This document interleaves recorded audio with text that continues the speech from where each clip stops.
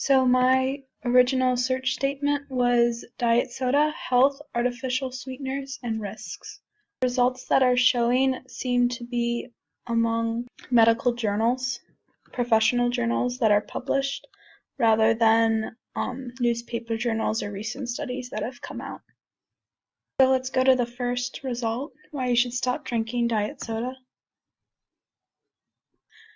Although it gives you the conclusions of why you should not be doing it, it doesn't really address studies to prove why these artificial sweeteners are bad for you. So I think that's one of the downfalls of this site.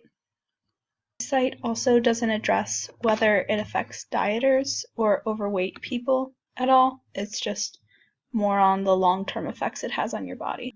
A different result that was a publication by Harvard School of Public Health. The website is a good result because not only does it directly cite a couple of studies involving the use of artificial sweeteners in health, it also gives examples of the direct sweeteners and their side effects and how much sweeter they are than sugar.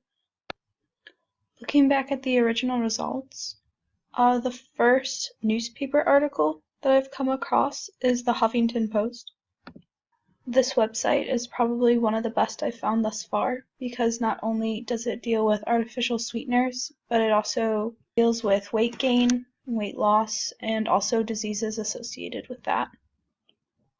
This website also directly cites a study used to come to these conclusions, so it makes it a really good resource. I found that this original search really found a lot of the information I was looking for in terms of artificial sweeteners and diet soda. My critique of this was that it was very good at providing large amounts of clinical trials and studies and mass data, but it really lacked personal accounts of what it is like to use artificial sweeteners in health. So I am going to redefine my search to try and bring up some of those results. To change my results, I'm going to amend my original search statement and take out the word health. To get even more personal, I'm also going to take out the word risks and add in the word blog. First results seem to really bring up, blogs, which is what I was looking for. I'm going to click on the second result because it is from the New York Times. So this result wasn't exactly what I was looking for in terms of personal accounts involving artificial sweeteners and weight gain.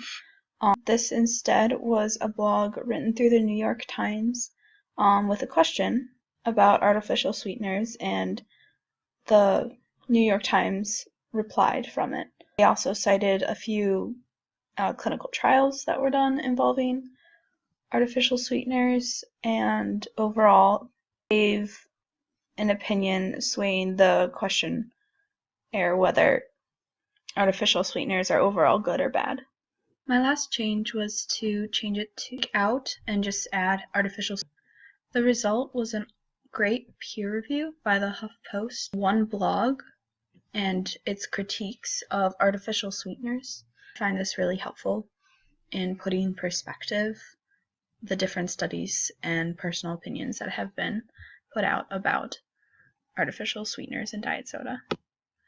Out of the 5 I reviewed, my top picks is the 10 Reasons You Should Give Up Diet Soda summary, the artificial sweeteners from Harvard, and the review of the blog on the HuffPost Healthy Living. The reason I chose these 3 is they offer 3 very different perspectives on the issue from 3 very different sources, so I think it would give an overarching explanation of is if I were to change my original question, I would probably focus more on artificial sweeteners in all foods versus just diet soda, and I would probably focus the health risks more than just weight gain because it seems to be more of an issue concerning overall health, and weight is just a byproduct of that.